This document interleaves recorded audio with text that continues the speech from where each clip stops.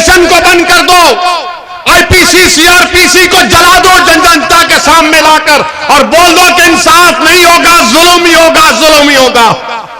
अगर इंसाफ होना चाहिए तो संविधान से देश चलना चाहिए। नौजवान, मैं तुमसे कह रहा हूं कि ये लड़ाई हम तुम्हारे लिए लड़ रहे हैं। मेरी जिंदगी का कोई भरोसा नहीं है, किसी की जिंदगी का भरोसा नहीं है, मगर मेरी एक ही ख्वाहिश है कि जब अल्लाह मुझे इस दुनिया से लेकर जाएगा तो कम से कम मेरे जाने के बाद असदुद्दीन ओवैसी की तरह एक नहीं, दो नहीं, हजारों नौजवान लड़के और लड़कियां खड़े हो जाएंगी आपकी लड़ाई लड़ने के लिए। ये लड़ाई आपकी है, याद रखो, ये लड़ाई मेरी नहीं है। मेरे अजीज दोस्तों और बुजुर्गों, फिर आपकी और हमने देखा कि गुजरात में मुस्लिम बच्चों को पत्थर फेंकने के इल्जाम में रोड पर लाकर पुलिस उनको मजमे को, जैसा आज मजमा है, उस मजमे के सामने जनता को खड़ा करके मोदी सरकार, मोदी की हुकूमत, भाजपा की सरकार उन बच्चों को रोड पर लाकर लठों से मारते हैं। बताओ मेरे अजीज दोस्तों और बुजुर्गों, उन मासूम बच्चों के खिलाफ अगर किसी ने आवाज बुलंद की तो उसका नाम असदुद्दीन ओवैसी था। मैंने आवाज उठाई, पुकार पुकार कर कहा, और आज भी कह रहा हूं कि जिस सरकार ने उन बच्चों को मारा, आपके पास दिल नहीं है, आपके दिल में रहम नाम की कोई चीज नहीं है। आपने उन मुसलमानों को रोड पर लाकर क्यों मारा? बताओ आप क्यों मारा उनको? उनका जुर्म सिर्फ इतना ही था कि उनका मजहब इस्लाम था। उनका जुर्म सिर्फ इतना ही था कि उनका नाम मुसलमान था। इसलिए आपने रोड पर लाकर उनको खूब मारा, जनता को बिठाकर मारा। अरे मुझे तकलीफ इस बात की है कि पुलिस ने मारा, सरकार ने कहा पुलिस को मारने के लिए। मुझे तकलीफ इस बात की है कि जनता जो खड़ी हुई थी, उस जनता थालियां मार रही थी जब उन बच्चों को लठों से मारा जा रहा था।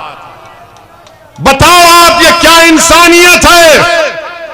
कितना अंधेरा फैल चुका है दिलों में कि बच्चों को रोड पर लाकर जब मार रहा है तो कम से कम उस जनता में से अगर कोई एक आदमी या एक महिला उठकर कहती कि इनको जेल को भिजाओ, इनको मारो मत। हमारे गुजरात में संविधान है, हमारे गुजरात में कोर्ट है, कानून है। ये जुल्म है उन बच्चों को रोड पर लाकर मारना। मैंने जब ये कहा कि मुसलमानों की इज्जत नहीं है, हमको बेइज्जत किया जा रहा है, तो पूरे मीडिया में इस तरह से बनाकर पेश किया गया कि असदुद्दीन ओवैसी किसी एक समुदाय के खिलाफ बोल रहा है। अगर मुसलमान की जगह एक दलित को मारते, एक आदिवासी को मारते, हमारे हिंदू भाई को मारते, एक ब्राह्मण को मारते, तब भी मैं इसी तरह से कहता, क्योंकि कानून को तोड़ने का काम सरकार का नहीं है। पुलिस जिसको चाहे लट लेकर नहीं मार सकती रोड पर लाकर। अगर ऐसा है तो फिर गुजरात की कोर्ट को बंद कर दो, पुलिस स्टेशन को बंद कर दो, आईपीसी सीआरपीसी को जला दो जनता के सामने लाकर, और बोल दो कि इंसाफ नहीं होगा, जुल्म ही होगा, जुल्म ही होगा। अगर इंसाफ होना चाहिए तो संविधान से देश चलना चाहिए। आप किसी को वोट नहीं देना। आप कोई अगर पैसा खर्चता है तो ले लेना। क्या करेंगे? ले लेना, क्योंकि बहुत हराम का पैसा है इनके पास, बहुत हराम का पैसा है।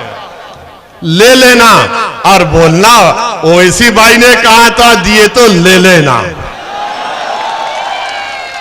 ले लेना, मगर वोट पतंग को देना।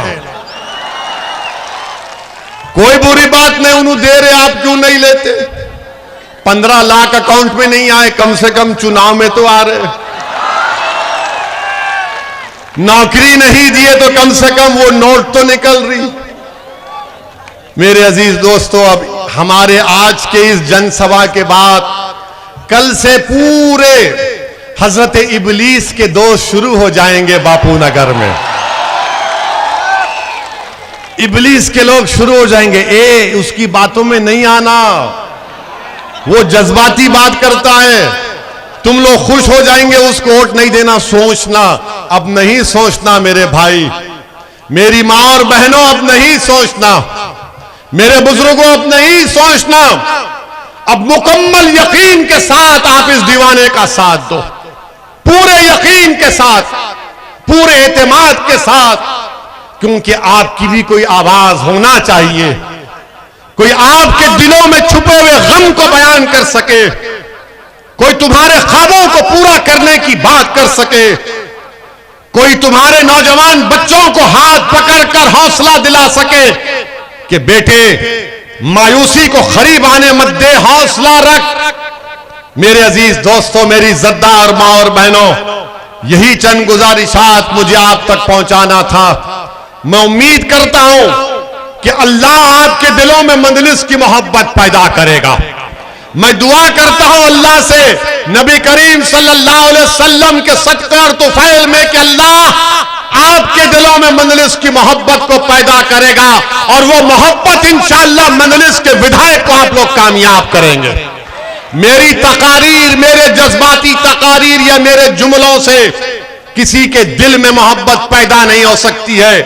दिल को मोड़ने का काम तो अल्लाह का है, दिल को मोड़ने का काम तो लतीफ का है, और या लतीफ खुद दिलों को मोड़ेंगे इंशाअल्लाह ताला। मेरे अजीज दोस्तों और बुजुर्गों, मुत्तहिद रहिए, मजलिस को मजबूत करिए, डरने और घबराने की जरूरत नहीं है। नौजवान, मैं तुमसे कह रहा हूं कि ये लड़ाई हम तुम्हारे लिए लड़ रहे हैं।